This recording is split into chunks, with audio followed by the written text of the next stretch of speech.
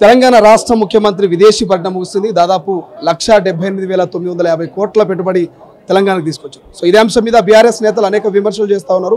కంపెనీలకు లాభం తప్ప తెలంగాణ ప్రజలకు ఏం లాభం లేదంటూ మన కృష్ణ చెప్తున్నటువంటి పరిస్థితి. ఒకసారి ఇదే అంశం మీద మాట్లాడడం ఎమ్మెల్సీ బల్మూర్ వెంకట్. సో ఎట్లా చూస్తారు? బీఆర్ఎస్ నేతలు ఒక్కొక్కరు ఒక్కొక్క రకమైనటువంటి విమర్శలు చేస్తూ ఉన్నారు. దావోస్లో కేవలం అబద్ధాలతో ప్రచారం ముగించుకున్నారని, కంపెనీలకే లాభం జరిగింది, పెట్టుబడులు తెలంగాణ ప్రజలకు లాభం జరగలేదు అంటారు. ఎట్లా చూస్తారు? ఫస్ట్ మాట్లాడే నాయకులకి చదువుకున్న వాళ్ళు కొద్దిగా అవగాహన ఉంటే దావోస్లో ఏదైతే సంబంధించి అన్ని రాష్ట్రాల ముఖ్యమంత్రులు దావోస్కి వెళ్ళేది, అందులో చంద్రబాబు నాయుడు గారు వెళ్ళిండ్రు, ఇదే బీజేపీ పార్టీకి సంబంధించిన మహారాష్ట్ర ముఖ్యమంత్రి ఫడ్నవీస్ గారు వెళ్ళిండ్రు, అదే అనేక ఇతర ముఖ్యమంత్రులు కూడా అక్కడ వెళ్ళి అదొక ఎకనామిక్ ప్లాట్ఫామ్. ఆడ సంబంధించి ఇన్వెస్ట్మెంట్స్ తీసుకొస్తే ఆ రాష్ట్ర అభివృద్ధి కోసము ఏదైతే ప్రైవేట్ రంగము ఎంప్లాయ్మెంట్ అవకాశాలు కలుగుతాయని చెప్పని ప్రతి ఒక్కరు కూడా పోటీన పడి అక్కడ ఇన్వెస్ట్మెంట్స్ రావాలని చెప్పని తాపత్రయపడతారు. ఇది అందరికీ తెలిసిన విషయమే. దాన్ని కూడా ఈరోజు తప్పుదో పట్టిస్తే మరి గతంలో దావోస్కి సంబంధించి ఇదే బీఆర్ఎస్ పార్టీ నాయకులు, ఇదే కేటీఆర్ గారు మరి దావోస్కి వెళ్ళి 2022లో మరి వారెందుకు వెళ్ళి అక్కడికి వెళ్ళి సంబంధించి ఇన్వెస్ట్మెంట్స్ తీసుకొని వచ్చిరండి? ఆ రోజు కేటీఆర్ గారు ఇన్వెస్ట్మెంట్స్ తీసుకొని వచ్చినప్పుడు ఈ రోజు ఏదైతే కాకులు లెక్క మొత్తుకుంటున్న, ఏదైతే కుక్కలు లెక్క ఒరుతున్న ఈ యొక్క బీఆర్ఎస్ పార్టీ నాయకులు ఎవరైతే ఉన్నారో ఆ రోజు వీళ్ళే ప్రెస్ మీట్ పెట్టి 450 కోట్లు కేటీఆర్ గారు తెచ్చారు, కేటీఆర్ గారు పెద్ద తీసుమార్కాను, కేటీఆర్ గారితో సాధ్యమైందని మాట్లాడిన వ్యక్తులు ఈ రోజు ఏదైతే 1,75,000 పైచిలకు ఇన్వెస్ట్మెంట్స్ ని తీసుకొని వచ్చి తెలంగాణ రాష్ట్రంలో 50,000 నుంచి 90,000 వరకు ఏదైతే ప్రైవేట్ రంగంలో యువకులకి ఏదైతే ఉపాధి అవకాశాలను కల్పించే ఒక ప్రయత్నం రాష్ట్ర ప్రభుత్వము, అదేవిధంగా ముఖ్యమంత్రి గారు ఒక దృఢ సంకల్పంతో ఐటీ శాఖ మంత్రి శ్రీధర్ బాబు గారు కష్టపడి తీసుకొని వస్తే దాని గురించి మాట్లాడకుండా దానిపైన ఒక విమర్శ చేస్తున్నారు. అంటే వీరు చేయలేంది ఈరోజు కాంగ్రెస్ ప్రభుత్వము, కాంగ్రెస్ పార్టీ చేసిందనేది వీరు జీర్ణించుకోలేక, తట్టుకోలేక వారు మాట్లాడుతున్న మాటలు ఇవి. మొదటి విడతలో తెచ్చిన 42,000 కోట్ల పెట్టుబడులు ఎక్కడ పెట్టిరు, ఏం చేశారు అనేది ప్రశ్న. వాళ్ళ ఫార్మ్ హౌస్లో వండుకున్న మాజీ ముఖ్యమంత్రి కల్వకుంట్ల చంద్రశేఖరరావు గారిని రమ్మనండి. మా పీసీసీ అధ్యక్షులు కూడా చాలా స్పష్టంగా చెప్పినరు ఎక్కడ పెట్టుబడులు పెట్టిర్రు, ఎక్కడ ఇన్వెస్ట్మెంట్స్ అయినాయి, ఎక్కడ పనులు జరుగుతున్నాయి. మేము బహిరంగ చర్చకి సిద్ధంగా ఉన్నాము. ఒక వ్యక్తి ఏదైతే ప్రధాన ప్రతిపక్ష పార్టీ నాయకుడేమో బయటికి రాడు, మా యొక్క డెవలప్మెంట్, మా ముఖ్యమంత్రి గారి పనితీరు చూసే ఈ ప్రభుత్వాన్ని నేను విమర్శించలేను, నేను చేయలేని ఈ ప్రభుత్వం చేస్తుందన్న ఉద్దేశంతో ఆ వ్యక్తి ఇంట్లో వండుకోండు. ఇది చాలా స్పష్టం. ముందు పొయ్యి వారి ప్రధాన ప్రతిపక్ష పార్టీ నాయకుని ఒప్పించుకోమని చెప్పండి. ముందాన బయటికి వచ్చి నిజంగా మేము పని చేయకపోతే వారు ఎందుకు మాట్లాడతలేరు? మా ప్రభుత్వం, మా ముఖ్యమంత్రి గారు పని చేస్తారు కాబట్టి మాజీ ముఖ్యమంత్రి గారు ప్రధాన ప్రతిపక్ష పార్టీ నాయకుడు మౌనంగా ఉన్నాడు. ఇదే దానికి నిదర్శన. గ్రామ సభలు పెడుతున్నారు, దరఖాస్తుల పేరిట మా ప్రజల్ని మభ్య పెడుతున్నారు. ప్రజాపాలన దరఖాస్తులు అన్నారు, సమగ్ర కుటుంబ సర్వే అన్నారు, ఆ తర్వాత వచ్చినటువంటి మళ్ళీ రేషన్ కార్డుకి సంబంధించి దరఖాస్తులు, ఎన్నిసార్లు దరఖాస్తులు తీసుకుంటున్నారు? అంటే ఒంటెద్దు పోకడతోటి పోయి మాకే అన్ని తెలిసి మేము 80,000 పుస్తకాలు చదువుకున్నాము అని చెప్పని అవగాహన లేకుండా వారు గతంలో చేసిన స్కీమ్స్లో ఎన్ని అభియోగాలు ఉన్నాయి, ఎన్ని ఆరోపణలు ఉన్నాయి, ఇప్పుడు మన కళ్ళకు కట్టినట్టుగా ఒకటొకటిగా బయటకు వస్తుంది. 100% దరఖాస్తులు 3 సార్లు తీసుకోవడం జరిగింది. దరఖాస్తులు తీసుకున్న వాటిని ఒక లిస్ట్ కూడా ప్రిపేర్ చేయడం జరిగింది. ఆ లిస్టు ప్రిపేర్ చేసి గ్రామ సభల ద్వారా ఎవరన్నా సంబంధించి ప్రతి ఒక్కరు కూడా హ్యూమన్ ఎర్రర్స్ ఉంటాయి, అప్లై చేయడంలో మిస్టేక్స్ కానీ, స్పెల్లింగ్ మిస్టేక్స్ కానీ, ఏమైనా తప్పులు జరిగి కొన్ని అప్లికేషన్ ఫామ్స్ యాక్సెప్ట్ కాకపోయి ఉంటాయి. అసొంటి ఒక వ్యక్తులకు కూడా, ఎందుకంటే ప్రతి ఒక్కరు చదువుకున్న వాళ్ళు ఉంటారు గ్రామాల్లో, కొంతమందికి అవగాహన లేని వ్యక్తులు ఉంటారు, కొంతమంది ప్రాపర్గా అప్లై చేయని వారు ఉంటారు, కొంతమంది అప్లై చేసుకొని వారు కూడా ఉంటారు. అసొంటి వాళ్ళకు కూడా అన్యాయం జరగొద్దు. ఎందుకంటే కాంగ్రెస్ ప్రభుత్వంలో, కాంగ్రెస్ పాలనలో సామాన్యమైన ప్రతి వ్యక్తి కూడా న్యాయం చేయాలని ఒక దృఢ సంకల్పంతో మా ముఖ్యమంత్రి గారు ప్రజాక్షేత్రంలో ప్రజల దగ్గరికి వెళ్ళి గ్రామ సభల్ని పెట్టి వారి యొక్క ఒపీనియన్ తీసుకొని, పేరు లేని వారి దగ్గర కూడా వారి యొక్క పేర్లు తీసుకొని పేర్లు దాంట్లో యాడ్ చేసి ప్రతి ఒక్కరు కూడా, అర్హులైన ప్రతి ఒక్కరు కూడా, లబ్ధిదారులకు ప్రతి ఒక్కరు కూడా పార్టీలకు అతీతంగా రేషన్ కార్డులు కానీ, ఇంద్రమ్మ ఇల్లు కానీ, రైతు భరోసా కానీ, రైతు బీమా కానీ, మేము ఇచ్చిన 6 గ్యారంటీ ప్రత్యేక సంక్షేమ పథకాలని అందించాలని ఒక దృఢ సంకల్పంతో మేము ప్రజాక్షేత్రంలో ఏదైతే గ్రామ సభల్ని పెడితే దాన్ని కూడా విమర్శిస్తున్నారు. అంటే వారి బీఆర్ఎస్ పార్టీ నాయకులు ఒక విజ్ఞతకు నేను వదిలేస్తాను. ప్రజలు వ్యతిరేకత వస్తుంది, అందుకే గ్రామ సభలు ఆందోళన క్రియేట్ అవుతున్నది, గొడవలకు కాంగ్రెస్ నాయకులు తరిమి కొట్టే ప్రయత్నం చేస్తున్నారని చెప్తా ఉన్నారు. సుమారు మొదటి రోజు 3,400 పైచిలకు గ్రామ సభలు జరిగినాయి. విడతల వారీగా మన దగ్గర ఉన్న 10,000 పైచిలకు గ్రామ సభలకి విడతల వారీగా ఒక్కొక్క రోజు 3,000 నుంచి 4,000 చోట్ల జరుగుతున్నాయి. మొదటి రోజు జరిగిన 3,000 పైచిలకు గ్రామ సభలలో ఇష్యూ జరిగింది కేవలం 142 స్థానాల్లో. మరి ఉన్న పర్సెంటేజ్ ప్రకారంగా చూసుకుంటే 100%కి 98% సాఫీగా జరిగింది. 2% గందరగోళం జరిగింది. అసొంటి గందరగోళాన్ని రెక్టిఫై చేసి ఉన్నోళ్ళ పేర్లు ఎక్కియనికే ఈ గ్రామ సభలు.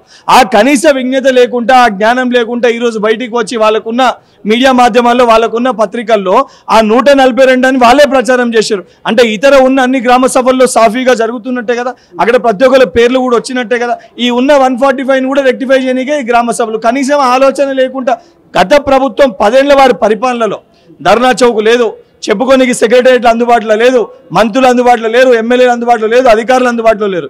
ఈరోజు ప్రజాక్షేత్రంలో ఎమ్మెల్యేలు, అధికారులు, మంత్రులు ఆఖరికి గ్రామ సభల్ని నిర్వహించి ఏదైతే అధికారులు ప్రజల దగ్గరికి వెళ్ళి వారి యొక్క బాధల్ని తెలుసుకొని సమస్యల్ని పరిష్కరిస్తుంటే వారు దీన్ని తప్పు పడుతున్నారు. అంటే వారి యొక్క పరిపాలన లెక్క డిక్టేటర్షిప్ని వారు కోరుకుంటారని చాలా స్పష్టంగా కనబడుతుంది. కానీ కాంగ్రెస్ ప్రభుత్వము, కాంగ్రెస్ పాలన, ప్రజాపాలన, మేము బాధ్యతతోటి పనిచేస్తున్నాం కాబట్టి, బాధ్యత గల ప్రభుత్వం కాబట్టి ప్రజా దర్బార్లో ఏదైతే సంబంధించి గ్రామ సభలు పెట్టి అక్కడ దరఖాస్తులు తీసుకొని ప్రతి ప్రాబ్లమ్ని రెక్టిఫై చేస్తున్నాం. కాంగ్రెస్ పార్టీ అంటే కటింగ్ల పార్టీ. రైతు భరోసా కటింగు, రుణమాఫీ కటింగు, విద్యుత్ కటింగు, ఇట్లా చెప్పుకుంటూ పోతే ఏడాది కాలంలో అన్ని కటింగ్ అంటున్నారు. వాస్తవేనా?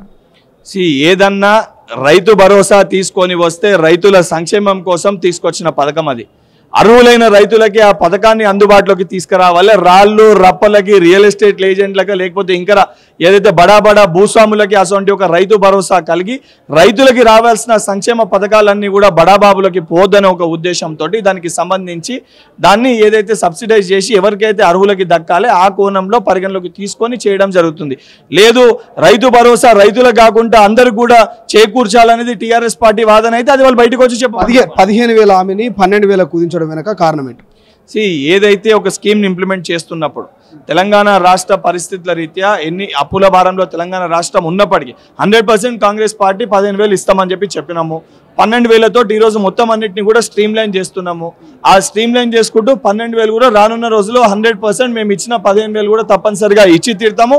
రాబోయే ఎలక్షన్స్లో 4 సంవత్సరాల తర్వాత ఎలక్షన్స్కి మేము వెళ్ళినప్పుడు మేము ఇచ్చిన గ్యారంటీని అమలు చేసి ఆ రిఫరెండం తోటే మేము ప్రజాక్షేత్రంలోకి వెళ్తాము. 6 గ్యారెంటీలు అన్నారు, కొన్ని అమలు కాలేవు.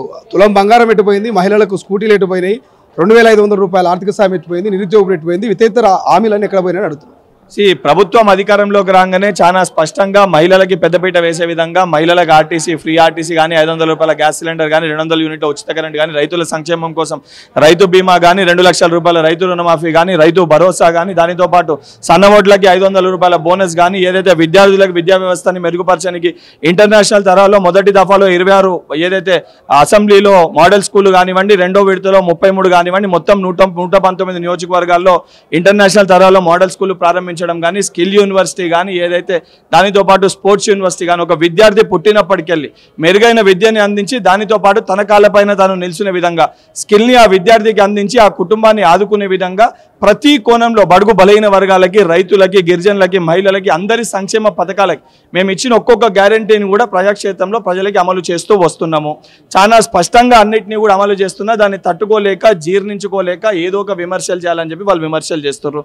నిజంగా వారికి చిత్తశుద్ధి ఉంటే వాళ్ళు ఏదైతే అధికారంలోకి వచ్చే ముందు దళితుని ముఖ్యమంత్రి చేస్తా లేకపోతే తల నరుక్కుంటా అని చెప్పి మాట్లాడిన వ్యక్తి, స్వయంగా తానే కుర్చీలో కూర్చున్న వ్యక్తి ఈరోజు బయటకు వచ్చి మేము ఇచ్చిన గ్యారంటీల గురించి, మేము ఇచ్చిన సంక్షేమాల పథకాల గురించి వారు మాట్లాడుతారు. నిజంగా బీఆర్ఎస్ పార్టీ నాయకులకి చిత్తశుద్ధి ఉంటే కల్వకుంట్ల చంద్రశేఖరరావు కానీ వచ్చి అసెంబ్లీ సెషన్లో రమ్మనండి.